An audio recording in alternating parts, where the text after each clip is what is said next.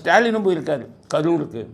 ஸ்டாலினுக்கு வந்த கூட்டத்தை பாருங்களேன். அது செந்தில் பாலாஜி சொல்கிறார் என்னென்னா 1,00,000 பேர் வருவாங்கன்னாரு.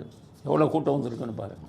நாளை நடைபெறுகின்ற கூட்டத்தில் 1,00,000க்கும் மேற்பட்டோர் இந்த தேர்தல் பிரச்சார பயணத்திலே பங்கெடுப்பார்கள்.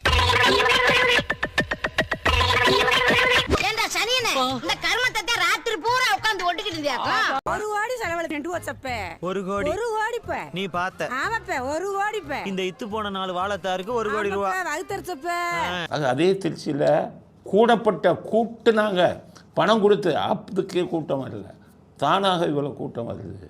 இது எப்படி தேர்தல் முடிவுகளை பாதிக்கும்ங்கிறது நமக்கே தெரியாது. ஸோ ஸ்டாலினுக்கு கதி பார்த்தீங்களா? அங்கே போய் ஸ்டாலின் ஒரு முக்கியமான விஷயத்தை பேசுகிறார். செந்தில் பாலாஜியை கரூரில் போட்டி போட வேணாம் அப்படின்னு நான் தான் சொன்னேன். அவர் கோயம்புத்தூர் தெற்குக்கு போட சொல்லி நான் தான் சொன்னேன். இங்கேயும் அவர் ஜெயிக்க வைப்பார், கோயம்புத்தூரிலும் அவர் ஜெயித்து விடுவார். ஆக அவரிடம் பொறுப்பை ஒப்படைத்திருக்கிறேன். அசிங்கமாக இல்லை ஸ்டாலின்? ஒரு அதிமுகக்காரரு 77 வருஷம் ஆச்சு எங்கள் கட்சி ஆரம்பிச்சுன்னு பெருமையாக சொல்கிறீங்களே, அசிங்கமாக இல்லை? ஒரு அதிமுகக்காரரை நம்பித்தான் உங்கள் கட்சி இருக்கா? கரூரில் ஏன் உங்கள் கட்சிக்காரன் ஒன்றும் இல்லையா? இல்லை கோயம்புத்தூர் தெற்கில் உங்கள் கட்சிக்காரன் யாரும் இல்லையா? சொல்ல வேண்டியதான. நேரு நம்பி இருக்கேன்னு, அவர் பழைய ஆள், உங்கள் ஆள் அன்பில் மகேஷை நம்பி இருக்குன்னு சொல்ல வேண்டியதானே?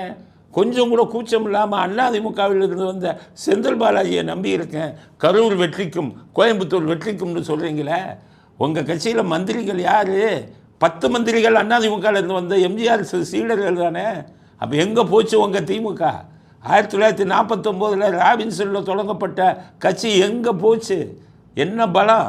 இங்கே சென்னையில் யாரை நம்பி நிற்கிறீங்க? நீங்கள் குளத்தூரில் எப்படி நிற்கிறீங்க?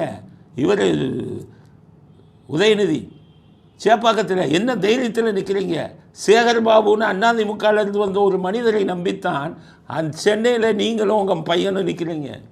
அப்போ என்ன அர்த்தம்? உங்களுக்கு சொந்த பலம் இல்லை, அதிமுக தான் உங்களுக்கு உதவி செய்கிறது. கேட்டால் எடப்பாடியை கேள்வி பண்ணிக்கிட்டு அதிமுக இது அடிமைன்னு அசிங்கமாக பேசுகிறீங்களே. அதிமுக அடிமை. இன்றைக்கி அதிமுக இல்லாவிட்டால் ஸ்டாலின் இல்லை, திமுக இல்லை. அதுதான் விஷயம். உங்கள் உதயநிதி கூட ஜெயிக்க முடியாது.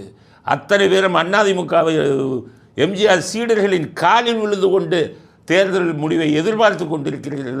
உங்களுக்கு மேற்பட்ட மிகப்பெரிய கேவலம் அப்படிங்கிறதையும் அடுத்த கட்ட இதுவாக பதிவு செய்ய விரும்புகிறது. அடுத்தது செம்மன் குவாரி கேஸ். அதில் இவர் விடுதலையாம் பொன்முடி. என்ன அநியாயம் பாருங்க.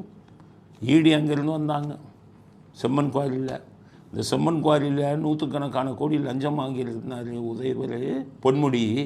அந்த லஞ்சத்தை அவங்க பையன் பேரில் சவுதி அரேபியாவில் கம்பெனி ஆரம்பித்து அந்த கம்பெனியை சமீபத்தில் 100 கோடிக்கோ 200 கோடிக்கோ விற்றாருன்னு ஈடி ஆதாரத்தோடு வந்தாங்க. ஆனால் கோர்ட்டில் அவரை விடுதலை பண்ணிட்டாங்க. ஏன் விடுதலை பண்ணுறாங்கன்னா, கீழ்கோர்ட்டு இவங்க ஆளுங்கட்சி எல்லா அக்கிரமம் பண்ணுவாங்க, பயமுறுத்துவான், கொலை பண்ணுவாம்மா, ஜட்ஜுங்களை பயந்துடுவாங்க. அதனால தான் இதுக்கு முன்னாடி இருந்த வழக்கம் அப்படி தானே. ஹைகோர்ட்டில் தான் தண்டனை கிடைச்சது. அதுவும் தானாக முன் எடுத்தாங்க. இது ஆட்சி போக போகுது. அதனால் அடுத்து வர ஆட்சி இதுக்கு அப்பீல் பண்ணணும். அப்பீல் பண்ணால் பொன்முடியாக அவர் பையனும் ஜெயிலுக்கு போகணும் அப்படிங்கிறது தான். இது அவர் விடுதலைன்னு அவங்க நிரபராதின்னு நினச்சிடாதீங்க. கீழே இருக்கிற கோர்ட்டுகள்லாம் அப்படி தான். மேலே இருக்கிற கோர்ட்டுகளில் அவர்கள் சுதந்திரமாக தைரியமாக முடிவெடுப்பாங்க.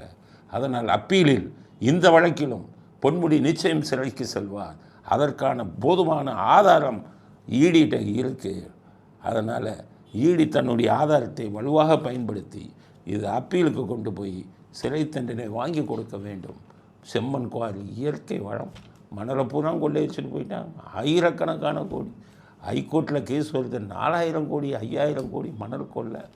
நாட்டையே குட்டிச்சவராக்கிட்டாங்க. இது செம்மன் குவாரி. அதில் ஆயிரக்கணக்கான கோடி வாங்கின லஞ்சமே 100 கோடியோ 200 கோடியோ. இந்த மாதிரி இயற்கை வளங்களை பூரா ஒரு 5 வருஷத்தில் குட்டிச்சவராகிட்டு போயிட்டாங்க. அதனால் இறைவன் தண்டனை கொஞ்சம் லேட்டாக கிடைக்கும், அது அப்பீலில் கிடைக்கும். ஆட்சி மாற்றம் ஏற்பட்டவுடன் வரக்கூடிய புதிய அரசாங்கம் இந்த வழக்கை அப்பீல் செய்யணும் அப்படிங்கிறது அடுத்த கட்ட